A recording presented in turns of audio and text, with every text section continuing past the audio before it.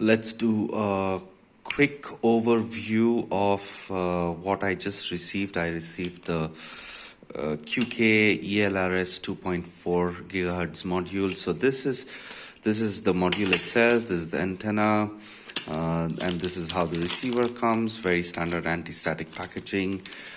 We will see what is inside. And we will open up the module itself and see how it is made. This is a standard JR module with a 3D printed case. The printing seems to be pretty good grade. I think something around, let's say, I think 0.15 layer height, I guess, but in all very sturdy, well built module. And this is the antenna that comes along with it. The receiver comes with a T antenna. The receiver is really small and some wires. So very standard packaging on this. So let's open this up. We will take a closer look at the module inside and maybe the other stuff. Okay, so what I have done is I've gone ahead and done some things. That is, one is I have of course taken out a receiver, connected the UFL connector. This is a standard big size UFL. There's a T antenna which seems sturdy enough, probably not for very hard racing, but it's a small antenna, doesn't matter, really light. Should work well enough. The wires that came along with it are good grade silicone wires. I connected it to my Omnibus F4. This is just a flight controller on the bench to check with. This is connected on the RX TX3. We'll probably have a look at the configuration on iNav, and it should be same for Betaflight. Coming to the transmitter module itself, we will have a closer look. Here is the case, and you can see that there's a embossed quadcopters. This is where the module is from. Very standard case. There's no screws to open the case. It's just a snap fit there.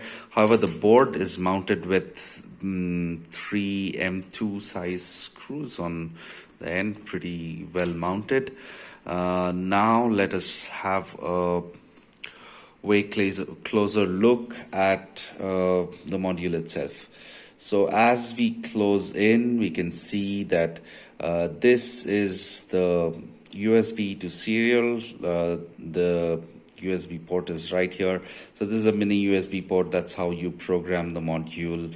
At least initially. I am not a big fan of Wi-Fi flashing. It's something I feel more confident doing it via the UART, and it's really great that they have provided a UART UART interface. However, there's a reset button and a Bluetooth button, or BT it says. I don't know exactly what it is. Seems on this end here, this seems to be a power regulator, a circuit, I guess, some sort. On the right side, you have the standard JR Bay port. Instead of the 5 points, this is 4 points. That's all we need anyways.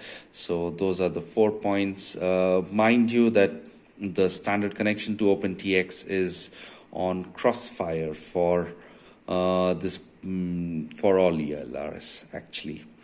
So here this seems to be an RGB LED.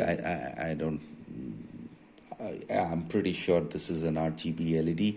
There's also LED right next here. This is the red color LED which shows up. I did try it on the radio before opening it up. Moving up, this is the Espressif chip itself. I will take some closer photographs and some macro shots and probably post them along with it in the video. So here we can see that there is a trace antenna running here, and also there is on the right side here there is some part of the circuit which is not populated, and probably we are going to see upgraded modules sometime into the future. So there is a trace antenna for that. Of course it's connected here, but it's not populated. So yeah, this seems to be the crystal for this IC. This is for this one. I don't know if this is another power regulator. Could be, maybe, may not be. But this, of course, is the power amplifier IC. Again, I'll take a closer look at what chip, etc., and post the details if required. Let's quickly have a look at the underside of the board. Of course, underside has nothing other than there is a set of UART. I have to trace it and see which chip it connects to. Most probably the ESP, the espressive chip. So, but it's a UART connection with just pads. Back here, these are 0 ohm resistors which just bridge the ESP32 with the CP2102, the USB serial interface. So in general, I would say that the board, when it came out, when I just opened it, it was not shiny.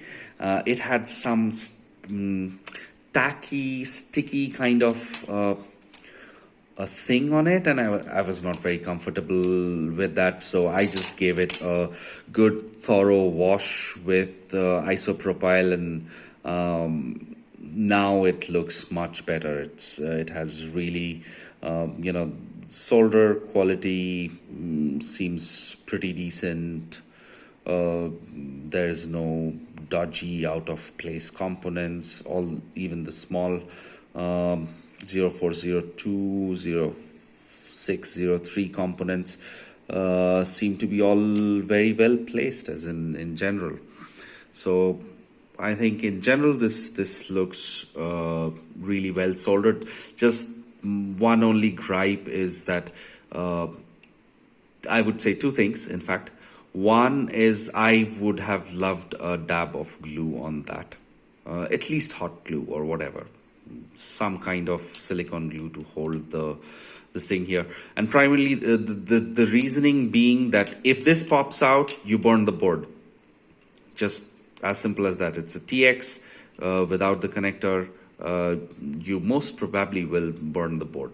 And the second is the board had not been washed after soldering, so I had to just brush it out with isopropyl.